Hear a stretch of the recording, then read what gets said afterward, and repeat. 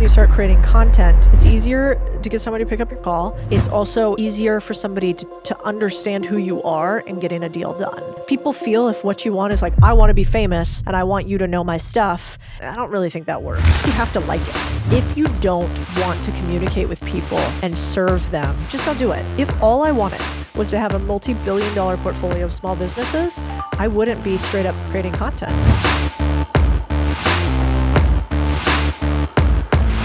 So basically the story here is maybe 3-4 years ago, you were talking about building the Codie brand, right? The Contrarian Thinking brand.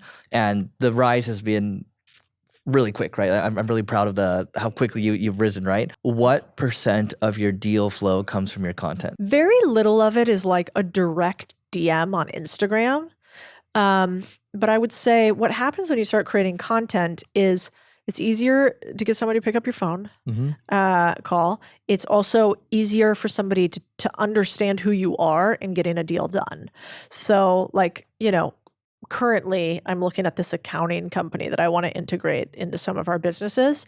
And I got a referral from somebody else to this business, but I never would have gotten that if I wasn't all over the internet talking about the fact that I want to buy an accounting company. And now we've looked at like 50 of them. Right.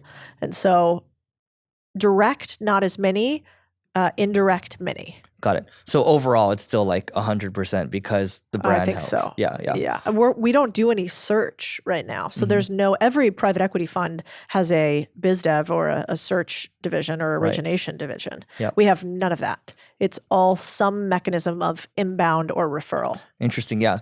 And the reason I asked this question too is because I have friends that are like, yeah, you should ask like Alex, Layla, Codie. Yeah.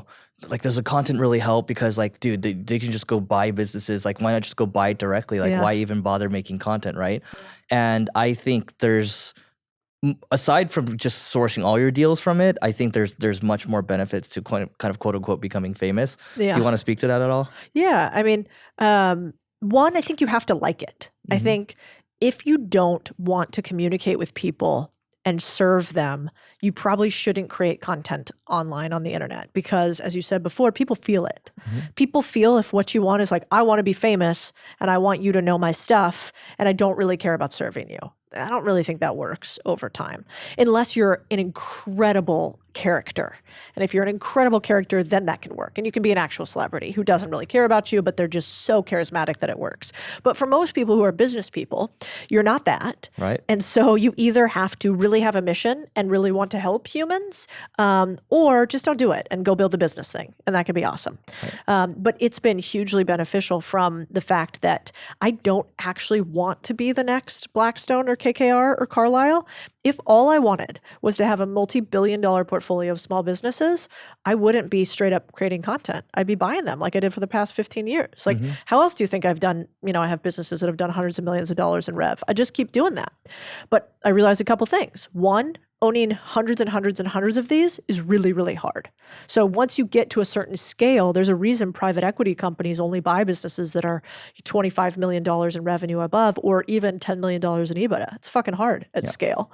And, we saw that with Thrasio and we knew a bunch of the guys who were doing Amazon FBA roll-ups. Great idea, hard in practice. So I think some of the companies out there that are trying to do that today, I think it's going to be really hard. I'm not sure it's going to work. Second, at least right now, I'm sure somebody will figure it out eventually. Second, that's like everything I stand against. I don't want to be Blackstone because I don't think Blackstones should exist in this way. I don't think it's healthy for an economy, a community, or a country for the very few to own everything. I think that we should have diversification of ownership and not as evidenced by the government, but as created by those of us who know how to do it and we teach others how to do it. And then we can have roll-ups and we can buy and sell. But I don't think it's good that 25 to 30% of every single sector in the US is owned by the top 10 companies. That's not a healthy economy. Yeah, I think the problem with education growing up, I mean, education's everything, right? I think that's true wealth. And I think the problem is we aren't taught to play the game of like finance or business or taxes, like all this stuff, right? Or networking. And you're trying to teach that game, right? So that is, again, it ties back to your mission. When I was talking to Alex, I think they're spending around, so they basically doubled the cost on the content side. So they're spending like around 120 before. Now it's maybe 240 a month. Yeah. And the team's maybe 12 to 15 people. Maybe a year ago, you were spending, what was it, 100 grand a month or Yeah. so? Sounds about right. Yeah. So, and how big was the team then? I mean, probably like 4 or 5. Does that Okay. sound right? Yeah. For content, right? Only. Yeah. I Got think content, maybe that was some interspersed other stuff. How does that look now? We have a team of 12. Some of that is now what's happened is content has become integrated with our investment team and with our portfolio companies in a lot of ways. But, we spend hundreds now of thousands of dollars a month on a mixture of content, recruiting, operating. Yeah. And I anticipate that continues to grow.